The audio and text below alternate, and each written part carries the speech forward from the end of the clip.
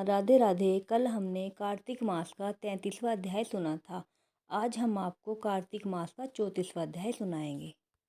ऋषिगणों ने सूत जी से कहा कि हे सूत जी, पीपल के वृक्ष का स्पर्श अन्य दिनों में क्यों नहीं किया जाता, शनिवार को ही क्यों स्पर्श किया जाता है। श्री सूत जी बोले, समुद्र का मंथन करने से जो रत्न देवताओं को प्राप्त हुए, उनमें से देवताओं ने लक्ष्मी तथा कौस्तुभ मणि विष्णु भगवान को समर्पण कर दी। लक्ष्मी को जब विष्णु भगवान अपनी भार्या बनाने के लिए तत्पर हुए, तब विष्णु भगवान ने लक्ष्मी जी ने निवेदन किया। लक्ष्मी जी ने कहा, मेरी बड़ी बहन लक्ष्मी का विवाह हुए बिना आप मुझ छोटी बहन से विवाह कैसे कर सकते हैं। अतः आप पहले मेरी बड़ी बहन का विवाह कर लें, अनंतर मेरा कीजिए, क्योंकि प्राचीन नियम है कि श्री सूत जी बोले। लक्ष्मी की ऐसी वाणी सुनकर भगवान ने लक्ष्मी की बड़ी बहन लक्ष्मी का विवाह आग्रह पूर्वक उद्दालक ऋषि के साथ कर दिया।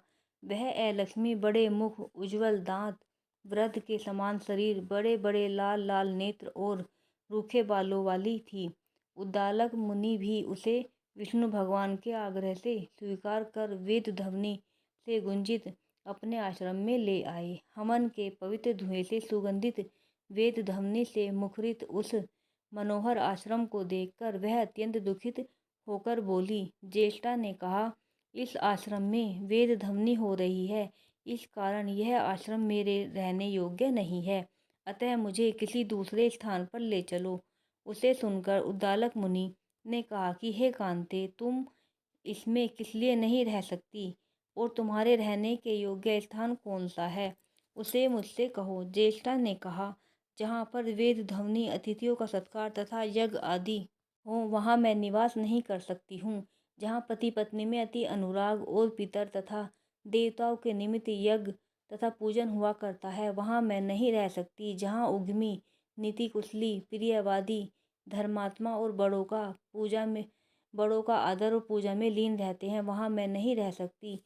जहाँ दिन रात स्त्री पुरुषों में लड़ाई होती है और जिस स्थान से अतिथि निराश होकर लौट जाते हैं, जहाँ पूज्य वृद्धों, सत्पुरुषों और मित्रों का आदर नहीं होता और जहाँ अति कठोर वाणी बोली जाती है, दुराचारी तथा दूसरों के धन को चुराने वाले पर स्त्रीगामी प्राणी रहते हैं, जहाँ नित्य गौओं का वध, मद्यपान, ब्रह्मा आदि हत्या पाप होते रहते हैं, वहाँ मैं प्रसन्नतापूर्वक रहती हूँ।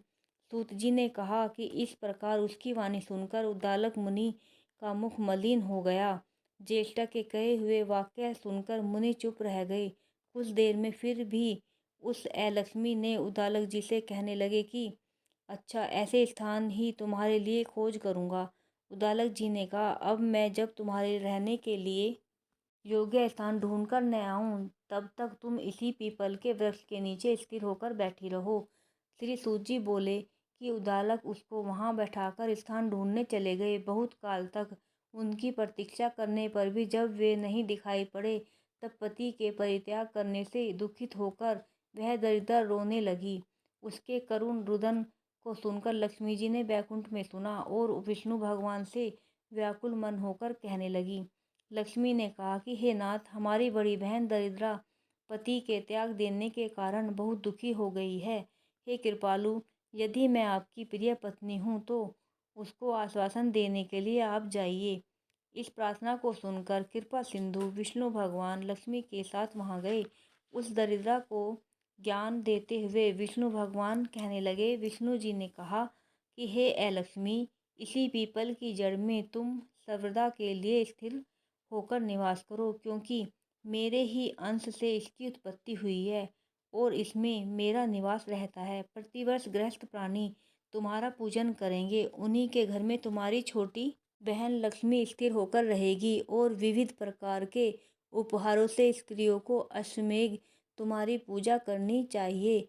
प्राणी मात्र को चाहिए कि पुष्प, धूप, गंध आदि से तुम्हारी पूजा करें, तभी उन प्राणियों के प्रति लक्ष्मी जी सदा प्रसन्न रहेंगी।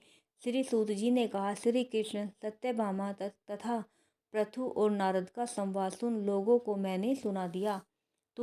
मैंने सुना दिया। अब तुम्हें क्या सुनने की इच्छा है, उसे मैं विस्तार पूर्वक कहूँगा। सूत जी की वाणी सुनकर शौनकादिक ऋषि कुछ हंसने लगे।